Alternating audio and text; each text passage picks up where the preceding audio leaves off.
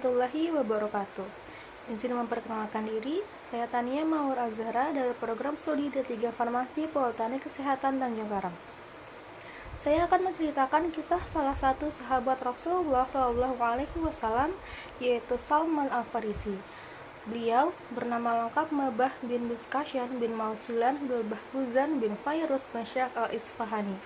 Namun, beliau lebih dikenal dengan nama Salman Al-Farisi. Nama panggilan beliau adalah Abu Abdillah dan digelari dengan Salman Al-Khair. Beliau berasal dari desa Ji di Isfahan, Persia. Beliau adalah sosok sahabat yang terkenal memiliki ide-ide brilian, memiliki tubuh yang kuat, dan pandai dalam ilmu syariat.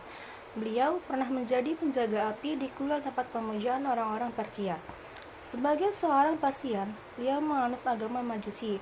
Suatu hari, Salman Al-Farisi diperintahkan oleh ayahnya untuk menjalankan satu tugas di suatu tempat untuk mengantarkan barang atau menyampaikan pesan kepada seseorang. Di tengah perjalanan, beliau bertemu dengan orang-orang Nasrani yang sedang menjalankan ibadahnya. Salman Al-Farisi lalu memeluk agama Nasrani karena beliau terpikat dengan cara sembahyang mereka. Lalu, beliau mencoba memeluk agama Nasrani, tapi beliau kecewa karena apa yang dikatakan para pendeta tentang kesederhanaan berbanding terbalik dengan kehidupan para pendeta yang bergelimang harta, hasil dari permintaan umat soal penembusan dosa. Kemudian, tidak lama, muncul pergolakan batin untuk mencari agama yang dapat menenteramkan hatinya. Suatu ketika, atas saran seorang pendeta yang ditemuinya di Mosul, Salman pergi menemui Rasul yang saat itu sudah hijrah ke Madinah. Sang pendeta mengabarkan bahwa seorang nabi akan diutus pada zaman itu. Beliau berpesan agar Salman mengikuti nabi tersebut, dan nabi itu akan hijrah ke sebuah daerah yang banyak ditumbuhi pohon kurma, dan daerahnya diapit 2 bidang tanah yang berbatu hitam. Pencarian agamanya membawanya hingga ke Jazirah Arab. Setibanya di Madinah, pada malam harinya, beliau pergi menemui Rasulullah sambil membawa makanan sembari berkata, "Makanan ini adalah sedekah." Namun, Nabi tidak memakan makanan tersebut dan mempersilahkan para sahabatnya untuk menyantapnya. Kemudian, Salman datang lagi dan bawa makanan sambil mengatakan, "Makanan ini adalah hadiah." Dan kali ini, Nabi memakan sebagiannya dan sebagiannya beliau berikan kepada para sahabatnya.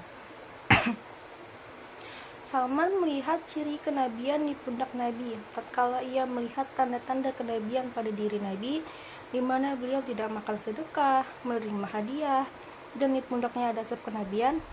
Akhirnya, Salman Al-Farisi memeluk agama Islam. Ia tetap memeluk agama Islam sampai mati karena apa yang diucapkan Rasulullah berbanding lurus dengan perbuatan beliau. Rasulullah menasihati Salman untuk menulis surat kepada tuannya, seorang warga Yahudi dari Bani Quraizah, dan beliau meminta bantuan para sahabatnya untuk memerdekakan Salman. Rasulullah kemudian mempersaudarakannya dengan Abu Darda. Salman Al-Farisi mengawali hidupnya sebagai seorang bangsawan dari Persia. Ia menjadi pahlawan dengan ide membuat parit dalam upaya melindungi kota Madinah dalam pertempuran Khandaq. Setelah meninggal Nabi Muhammad, tatkala masa kekhalifahan Umar bin Khattab, Salman diangkat untuk menjadi gubernur Kufah.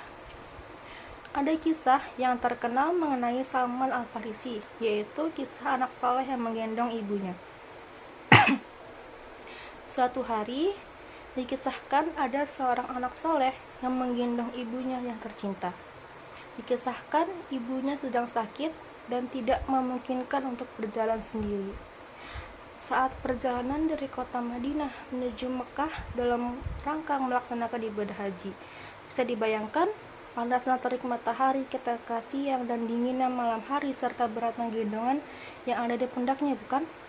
Betapa berbaktinya anak ini kepada ibunya hingga membahagiakan ibunya yang sedang sakit dengan mengantarkannya menuju rumah Tuhan, bahkan dengan menggendongnya. Betapa besar pengorbanan dan usahanya. Semoga kisah anak soleh yang menggendong ibunya milik Salman Al-Farisi membuat kita semua menjadi anak yang lebih baik dan mencintai orang tua. Sekian kisah mengenai Salman Al-Farisi. Semoga bisa menginspirasi kita semua. Saya akhiri. Assalamualaikum warahmatullahi wabarakatuh.